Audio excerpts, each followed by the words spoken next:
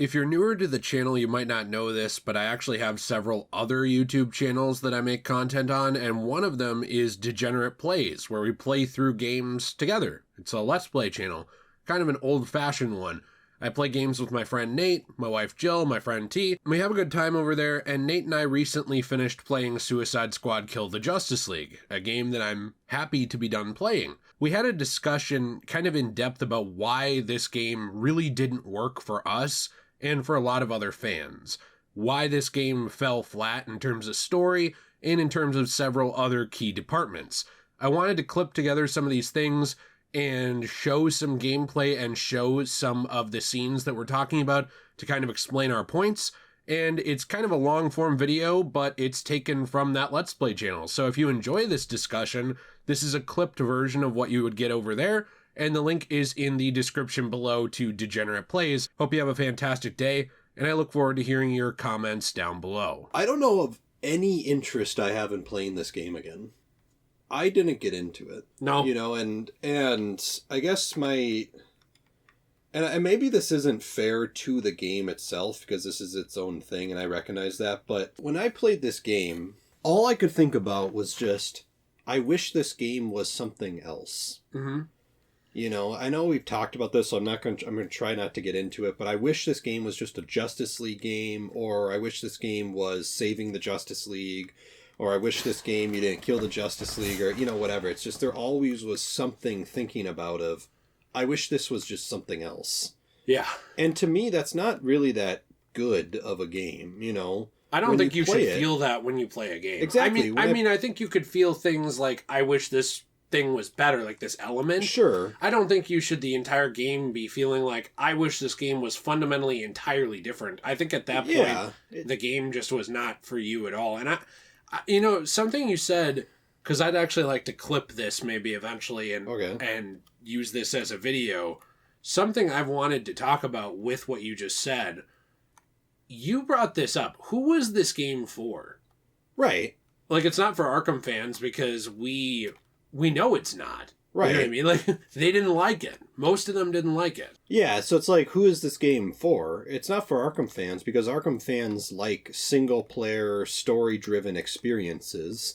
Arkham fans, despite what people think, they don't just love Batman and that's it. Right. They want single-player games. Arkham fans have been asking for, like, a Superman game forever, by the way. Flash, too. Flash, you know, all these characters, so... The amount of Arkham fans that were excited for the Wonder Woman game. Yeah. That's not Batman. Right. But it's a single-player game. They're excited. It's not for them. It's also, by the way, speaking one more thing for them, they also cared about the characters, and we killed the characters. Right. Now, I know that they're probably going to end up having been, you know, clones, and then they'll say, oh, well, you just killed a bunch of clones, and now you go find the real ones, or now you go save whatever. Yeah. Okay, fine. But we still killed the Justice League, and they made a big deal about it being, you killed the Justice League. Right.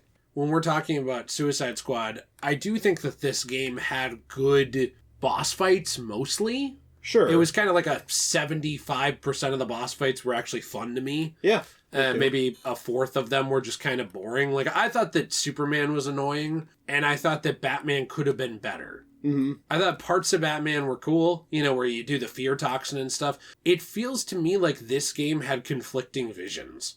Because the Batman Museum at the beginning felt like it was designed for Arkham fans. Yeah. It felt like it was designed for people who love these characters, who are like, oh boy, you know, I really care about the story I played before. This is amazing. I'm really happy with the story I played before. This is a celebration of the story I played before, and it's respecting it.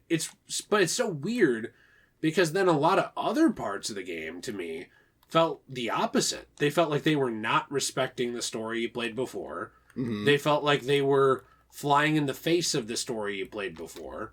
And they felt to me like they were about getting rid of your childhood hero that you grew up with for years instead of respecting him. But then the Batman Museum was the opposite. It was like, let's run you through all these events. Even the Batcave, putting stuff from, you know, Arkham Origins in it. Yeah, right. You know, or the Justice League Museum at the beginning, where they were showing us all these really cool things from the Justice League, and you got to talk to the Superman hologram. Mm-hmm. You know, those things all work really well. And you know why they work? Because even though this game story still would have been slightly forced, where you're like, oh, now he's part of the Justice League, and look, he met Superman, he came out of hiding. It's like, yes, I understand that stuff is all kind of like very quick. And I think the Arkham universe always had a problem with that, where it was like, it was trying to set up for more outside of itself. You know what I mean? Like, It was always being like, oh, look, Superman exists. Oh, look, here's a voicemail from the woman who becomes Batwoman in the comics, you know? Mm-hmm. Voicemail from Lex Luthor. Isn't that cool? And it's like, yes, it is cool. Those are all cool Easter eggs. It felt to me like they were always trying to establish these Easter eggs, right? And show there was a broader universe in the Arkham games. But it felt like they didn't really want to do anything with it. Like, if you were going to do a Justice League game or any other hero, I don't think you should have 10 years of over 10 years of Batman's career established, and he's gone through all of his major Robins except Damian Wayne before he joins the Justice League. Yeah, that's not necessarily a good thing. It was always pushing towards stuff is out there, but we might not do anything with it. Who knows? But then this game, it had the opportunity to do something with it. You know, it was like, oh, well, look, here's Superman, here's Green Lantern.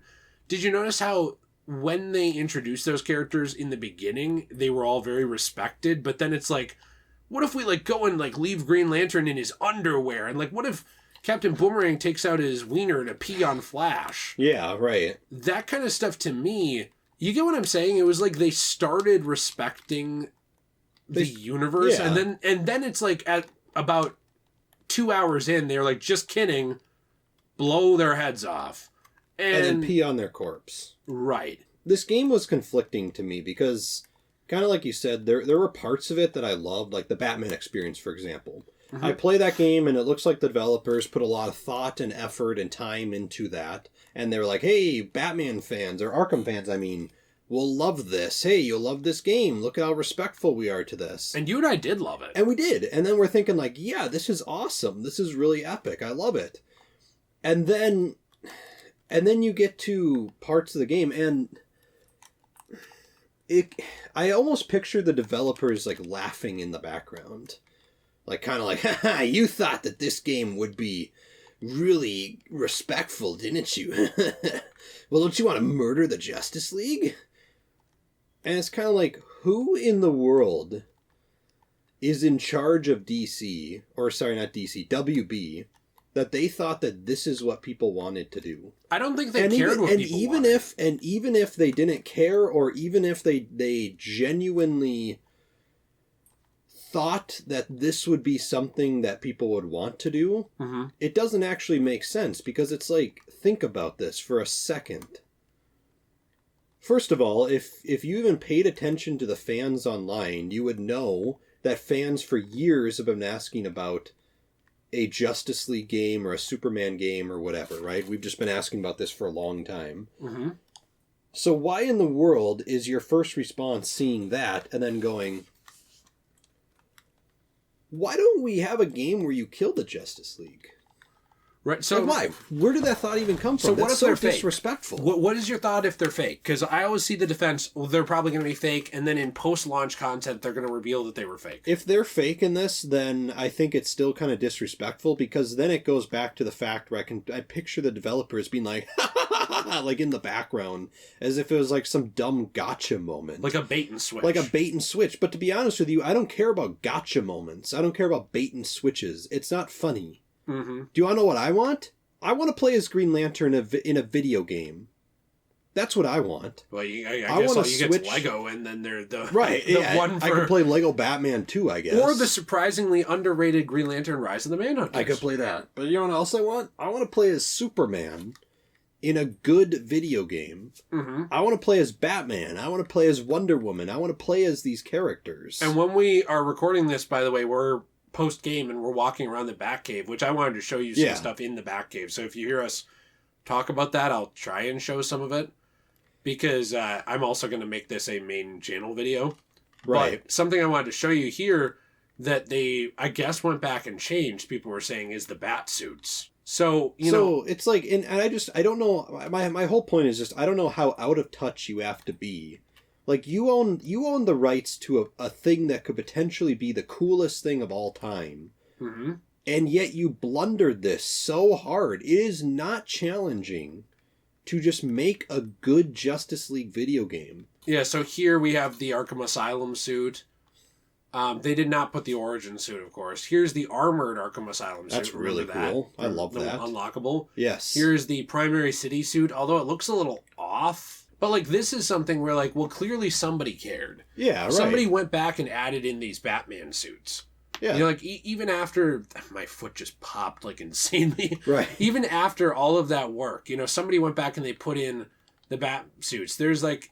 Even there's a map of this Batcave. It's got like the forensic station, the access elevator, right? You know, stuff like that. Somebody cared. Mm-hmm. They took time. Here's the Bat computer. We never really got to look at this very well when we were in here before. But did you ever see the Bat computer? Yeah, this which, is really cool. by the way, has the Arkham Knight Batmobile. Yep. On the right, mm-hmm. And on the left, it has the grapnel, or is that the Disruptor? It was hard for me to tell, depending on... It looks like the grapple. It might be the grapple, yeah.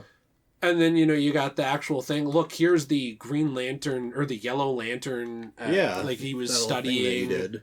So, there is details put into Batman here. And look, you know, people are so afraid to call out certain things with this, because I know Kevin Conroy passed away. Mm-hmm. And a lot of people say, like, this disrespected Kevin Conroy.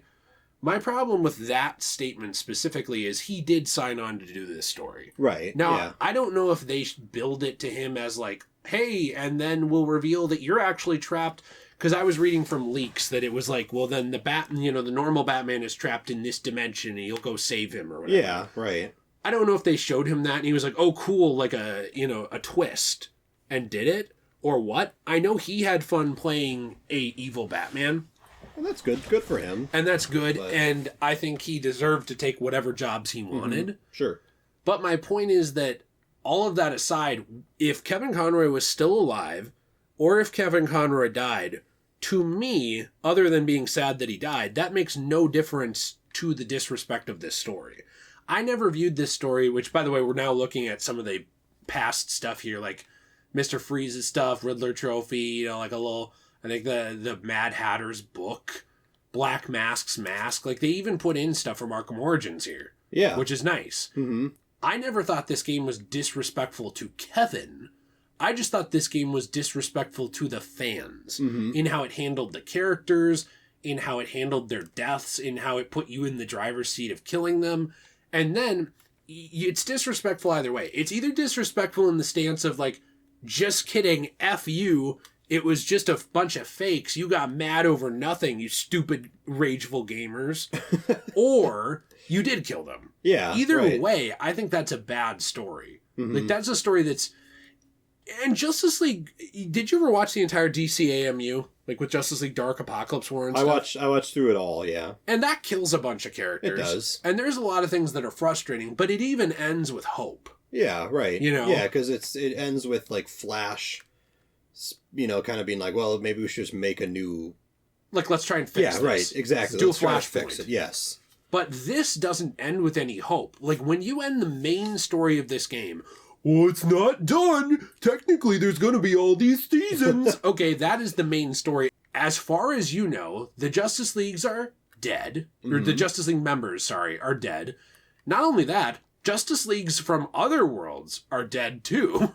Like, they don't even stop here. Remember when you go to Earth 2 and they show you Hal Jordan was on the Justice League there and he's dead? Yeah, that made me hard, and then it made me angry when I saw he was dead. Yeah, so they don't stop there, which, looking around this Batman, like, looking around the Batcave, I feel like, and this isn't what happened, it feels to me, though, like there was two teams. One team tasked with respecting the history of Rocksteady and the players, and one tasked with undermining and destroying it at every turn they could. It's like, what if we put Batman's good suit in? Yeah, but what if we cuck him and put him in the cuck chair? There we go. And then you shoot him in the balls. It's like, and they're like, well, yeah, but what if we do this really cool costume and voice work for Green Lantern? Yeah.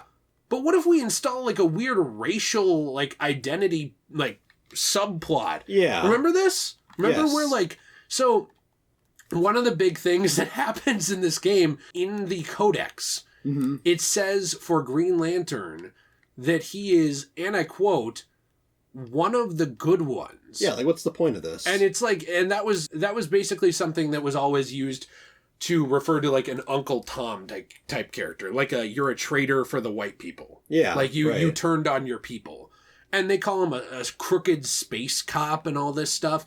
And Deadshot, the only other major black character other than Amanda Waller, has like a beef with him that was installed just to have like a racial dynamic to the game. It's weird. Why is that stuff in the game? I feel like people are wrong about politics in gaming and wrong about politics in movies. They always say stuff like, there should be zero politics. You would have no movies and nothing. Even movies like Transformers have power dynamics. Those are technically, if you actually understand some form of storytelling, political ideas. Right. Like, good versus evil, there are politics tied up in even, of some kind. Now, how preachy and ridiculous you get with it is one thing, but the problem is they're written so badly, and a lot of this game feels like they wanted to make a fun squad-based shooter, but somebody said it has to be in the Arkham universe. They're like, I'm so fucking tired of the Arkham universe. Let's kill that universe. That's what it feels like. And they liked the characters like Harley Quinn, but they were so sick of Batman and sick of superheroes that they wanted to really just have you put them down so that nothing else could be done with this universe. The main story. The main story. Yeah. I'm not talking about like add-ons or like, like games as a service where like, well, now we're 8 months in and look, you get to go take Superman out of the cuck chair. He was like stuck in a kryptonite vault in like, in Earth 12, and now you save him. I'm not talking about that crap. I know that crap is probably coming to the game. Yeah. I don't care. Either way, it's either you killed your heroes and you did it in a ridiculous way, like leaving Green Lantern in his freaking underwear and ripping his finger off, and then using the lantern ring. It was probably a fake. It was still ridiculous. So you either have that, where it was a fake, or you actually did it. And either way, they very clearly marketed the game off trying to make you mad and upset you. Yeah. Either that, or they just thought that no one would care, which, in my opinion, how out of touch do you have to be to think that? Well, why would they think no one would care when, like, people still love these games? And that's why I'm wondering, like, why... Those are the three options. Right. Either they thought everyone would be into the idea, like no one cares that you're murdering the Justice League, or they want to make you mad, or they wanted to, like, do some weird bait and switch. Any of those three options are stupid. Why are you thinking that way? And to be honest with you, I wouldn't like this, but I would be better with it if all of the characters actually got an honorable death like Wonder Woman got. But it's the fact that they decided to, not only are you killing them, but you're like, let's piss on Flash's corpse. Yeah, I know he didn't actually piss on his corpse, but he was going to. He was going to. It's basically the same thing. Just so that they could make a dick joke. So exactly. They were so out of touch. Whoever was the environment designer, I actually think gave a shit. And that's the thing, is like, there are people on the staff of this game who deserve no shit. I don't really think anyone should go out of their way to like go harass game developers anyway. Not. Partially because I think that's what some of them want. Yeah. Because they want to bait you and then look like I'm right. Did you see the amount of like Rocksteady and ex-Rocksteady developers on Twitter who were like shitting on gamers for not liking this game, by the way? Yep. And they were saying stuff like, oh, these are toxic gamers and like, look how bad they are.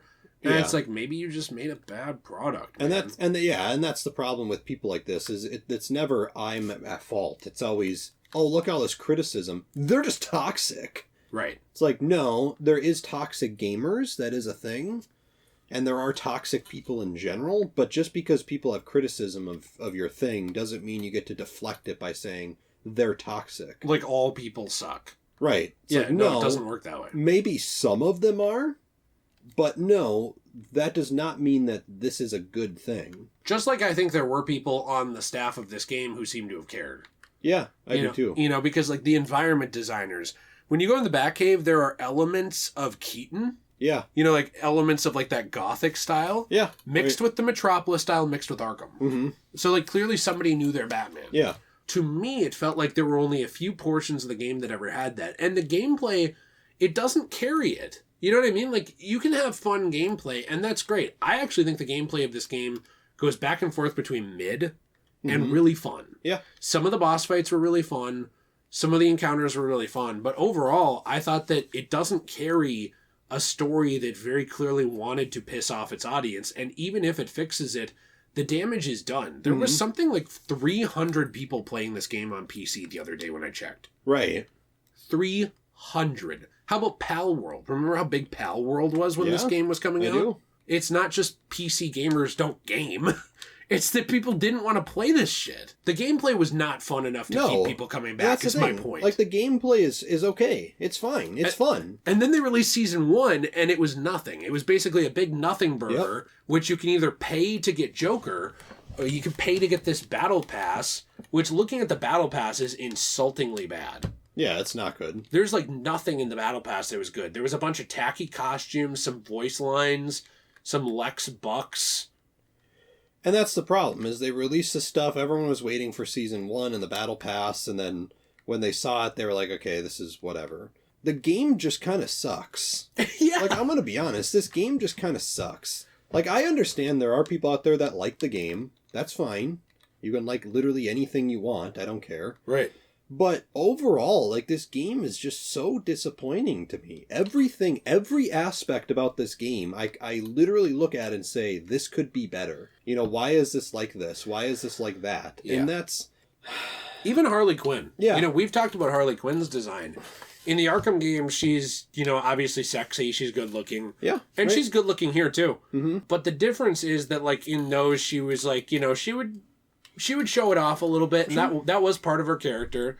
And then in this game, you, like, look at her outfits, and it looks like they were redesigned by a Catholic nun. And, you know, and to be honest with you, if they wanted this outfit to be the main outfit for Harley Quinn for this game, I have no problem with that. I actually like both of them. I like the outfit. It is cool. But I like both of them. Yeah, but what is the problem with just having the Arkham outfit be an alternate skin you can wear? Right.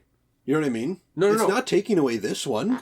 This one's cool. I like it. 100%. I like this main one. Well, and they very clearly did that in a bunch of characters where they were designed very specifically in very specific ways to not ruffle any feathers. So to me, this game feels very much like it was motivated by ideology over storytelling and over gameplay. Yes. You know, where like certain things, like there is not a single woman character in this game that is portrayed in a poor light. Right. Harley Quinn is portrayed in a good light. Amanda Waller is portrayed in a good...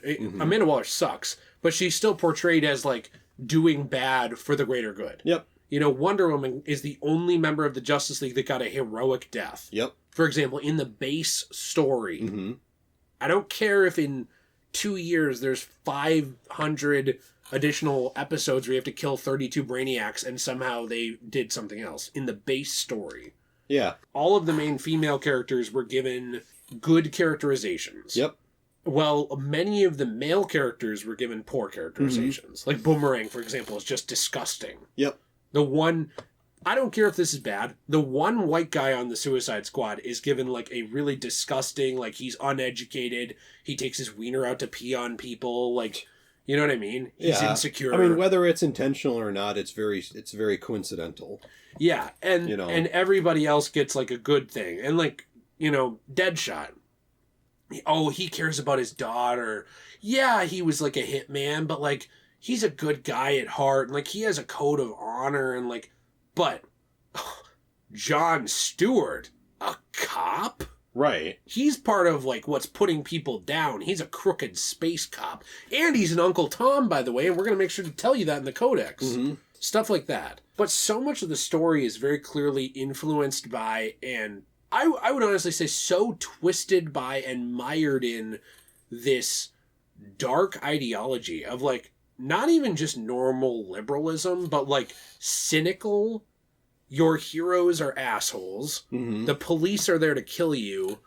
Black people are misunderstood. All women are good. Like, it's like every single... And look, a lot of those things are, you know, there's nuggets of truth to them. Like, abuse of power in the police system. Huge problem. A lot of black people mischaracterized as, like, bad people because of racial undertones in our country for history. You know, all this stuff. It's like there are elements to it. Like, women never taken seriously in history for a long time. Okay, I can get behind like mild versions of some of these concepts, but they are like the extreme versions of them. You know what I mean? Like it's like somebody with like a liberal arts degree or like a gender studies degree was given like the reins to make this game and they were a lunatic. Right. Like they had no subtlety, no nuance, nothing. Like, go all in. This is not the this is not the ideology of like Star Trek, where it's like, hey, look, technically, yes, like a lot of liberal ideas are good, but that system's not perfect either. And look, there's elements of like these systems that could be brought in and like a future could be better and like all people should be treated the same. It's not that at all. This is very much a game that to me felt like it was motivated by ideology and a dislike of what came before so that they could get rid of a lot of potential to continue the universe so that they could kind of like piss in people's dinner and say like, you got to play your game long enough. Fuck you. That to me is what this feels like, where it's like, it ticks every box of like political ideologies that are unoffensive and like are like, I'm going to say the right thing. Now please sleep with me. Like male feminism, like hardcore male feminist. Yeah. Right. It ticks every box of that and still manages to be so upsetting. Because, like, even if you agree with all of these things, I actually don't see many people who are... By the way, I have a lot of friends who are much more liberal than I am. I have not heard a single one of them praise this game's story. You know why? Because even if, like, they agree with parts of the political ideologies of what went into writing this game, they know that the story is really damn frustrating. Yeah, right. Like, they can see, they're not blind. You know what I mean? There's very few people that are so extreme. There's, unfortunately, too many. But most people are not so extreme that they will just see the thing that agrees with their ideology and ignore all storytelling, all everything. Like, most people are going to see through that. And I think that that's why this game didn't do well. I don't think it's because people don't like shooters. People love shooters. Yeah, Helldivers 2 was doing incredible numbers while this game was floundering. Fortnite's still a thing. Fortnite is doing amazing. PUBG. Yeah. All love these shooters. games. And it's not because people don't like online games. League of Legends, Dota, obviously Overwatch, all these games, right? Every MMO ever. Yeah, right. All of these games are doing great. And there's even a ton of like co-op games, and there's co-op superhero games like Lego, which do great when they launch, and people buy them. It's none of those elements. It's the element of disrespect to me and pushing ideas over storytelling and pushing your cynicism and being so disenfranchised with like the Arkham series, it feels like to me, that you just wanted to get rid of these things. And like throwing a splash screen at the end that says, "Thanks, Kevin. Sorry you're gone," doesn't fix that. No. Where it becomes difficult is like people will act like Kevin Conroy was this imbecile. Like they'll act like he was a moron who couldn't understand the story. Like he just wanted what's best for the fans. That he would have never signed on to this story. Right. Like I saw people say they must have tricked him. I'm like, how? Right. How did they trick him? Like in what way? It's like, are you hearing yourself right now? Maybe he signed on before he read the story and he signed a contract before he did. That would be kind of ridiculous. But maybe he did, to give money to his family because he knew his health was bad. Sure. Fine. And I respect that if that's what he did. If I was on my way out and somebody was like, what if you make this really shitty game, but we'll give your family $1 million. I'm making the game too. Sure. So I have no hatred, like no disrespect to him at all either. But my point is like, I think that so many of the criticisms of this game that are valid, they get lost on this stupid BS. Like, this was disrespecting him. No. But it disrespected the fans and the character and the characters and your time. You know how many games I would have rather played than this? A lot. A lot. This is my problem with a lot of media nowadays, whether it's movies or TV shows or games or anything, is you see this all the time on Twitter. You see people who are so incredibly obsessed with politics. And their argument for it is, well, politics affects all of our lives, so you should be more into it as well. And it's like, yeah, sure, I get that. But people are so incredibly obsessed with politics that they literally think everything, and I mean literally everything, needs to have their political message in it. And they just shoehorn it into everything. Well, and have you noticed that they don't use it to ask questions? No, not at all. It's just, I'm going to tell my story. well, maybe we should make a superhero game. Yeah, let's make let's shoehorn the male patriarchy. Let's shoehorn racial politics. Racial politics. Let's shoehorn. Let's just like jam in. I don't know what. I'm angry. Right, you're just making stuff up. No. It's like let's shoehorn, and that seems like that was what their opinion was just let's talk about politics.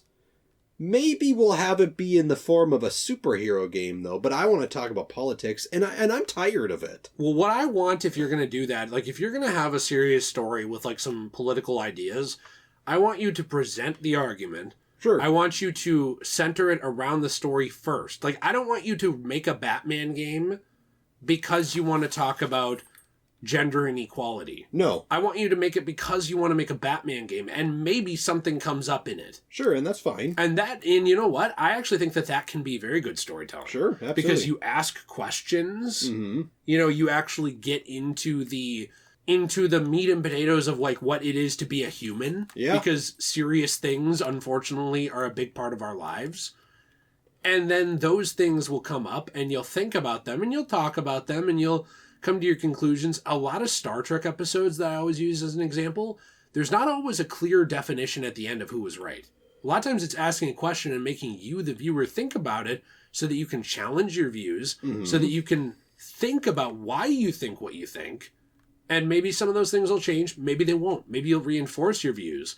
But either way, you leave with a human story. And to me, preaching is not a human story. No, and it never has been. And that's what this is. And that's unfortunately what a lot of media has become. It's just preaching. It's also not funny. It's not funny. It's not interesting. I, along with other people out there, fail to see how serious of a point you're trying to make when you're being hypocritical about it. Mm-hmm. Like when we see, we don't want Harley Quinn being sexualized in this, so we're going to have all her costumes and everything and be very, not revealing. And if you don't like it, then you're sexist. Well, you just want to like jerk it to Harley, right? But then we literally have a joke of like Harley touching Deadshot's butt. And I'm like, okay, so you really care about like not having, sexualization of characters, but here you are just touching the butt. Like, sorry, they don't want sexualization of the character that they don't want you to sexualize. Yeah, exactly. That's what it is. It's like, I'm sorry, but I don't buy this. Well, same with, remember when she was talking about, she's like one of those little Greek statues. I just want to put her in my museum. She's so gorgeous. Like, about Wonder Woman. Which, like, look, my wife is bi. I don't care if women like women. Right. I like women too. I get it. But, like, you're basically having Harley objectify Wonder Woman. Yeah, but she literally says that she is like a statue. Right. I want to put her in my museum. Yeah. Like a statue. That's genuinely just the idea of objectification. It is. You're just not saying you want to penetrate anything. So that's my thing, is just the messaging for me even falls flat, because I look at that stuff and I go, okay, so it's messaging for your take, but not for, but you're...